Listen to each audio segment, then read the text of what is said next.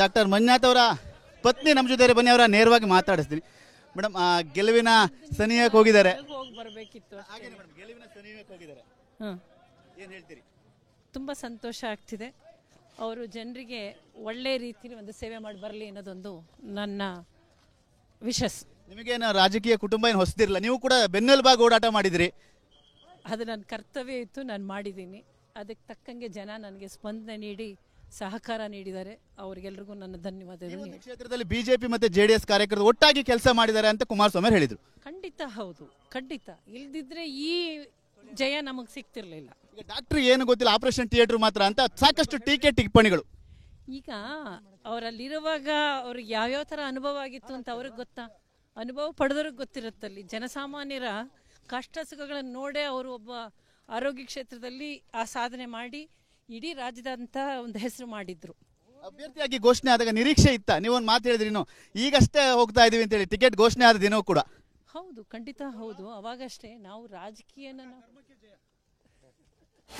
ಅಪೂರ್ವ ಜೇನು ಸಾಕಣೆ ಮಾಡಿ ವರ್ಷಕ್ಕೆ 5 ಕೋಟಿ ಗಳಿಸ್ತಿದ್ದಾರೆ. ನೀವು ಕೂಡ ಅವರಿಂದ ಕಲಿಬೇಕಾ?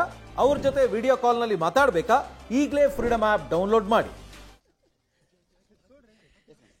ಅಲ್ಲ, ನಾವು ಅವತ್ತಿನ ದಿವಸ ನಾವು ರಾಜಕೀಯಕ್ಕೆ ಬರಬೇಕು ಅನ್ನೋದು ಇರಲಿಲ್ಲ. ಅದೇ ವಿಧಿ ತಗೊಂಡೋಯ್ತು.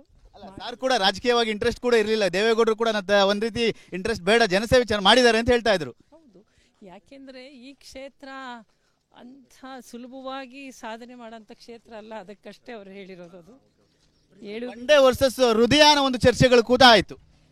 ಅದು ಜನರಲ್ ಬಂತು ಅಷ್ಟೇ. ನಮಗೆ ಟಫ್ ಇರುವಂತ ಕ್ಷೇತ್ರ ಅಂತ ಹೇಳ್ತಾ ಇದ್ರಿ. ಹೇಗಿತ್ತು ಗೆಲುವಿನ ಹೋರಾಟ, ಹೇಗಿತ್ತು ಅಂತೇಳಿ? ಅದು ಖಂಡಿತ ಟಫೇ ಇತ್ತು. ಆದರೆ ಅದಕ್ಕೆ ತಕ್ಕಂಥ ಒಂದು ಪ್ಲಾನ್ಗಳು ಮಾಡಿ ನಾವು ಗುರಿ ಮುಟ್ಟಿದ್ದೀವಿ.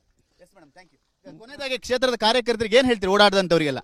ಅವರಿಗಿಷ್ಟೇ ಹೇಳ್ತೀನಿ, ಈ ಜಯ ಅವ್ರದ್ದೇ, ಇದು ಖಂಡಿತ ಹೌದು. ಆದರೆ ಅದನ್ನು ಒಂದು ಆರೋಗ್ಯಕರ ವಾತಾವರಣದಲ್ಲಿ ಆ ಸಂಭ್ರಮ ಆಚರಣೆ ಮಾಡಿ ಅಂತ ನಾನು ಅವರೆಲ್ಲರಲ್ಲೂ ವಿನಂತಿ ಮಾಡ್ತೀನಿ. ಯಾವುದೇ ಒಂದು ಟೀಕೆ ಟಿಪ್ಪಣಿಗಳಿಗೆ ಅವರು ಮನಸ್ಸು ಕೊಟ್ಟು ಮನಸ್ಸನ್ನು ಡಿಸ್ಟರ್ಬ್ ಮಾಡ್ಕೊಳ್ಳೋದು ಬೇಡ.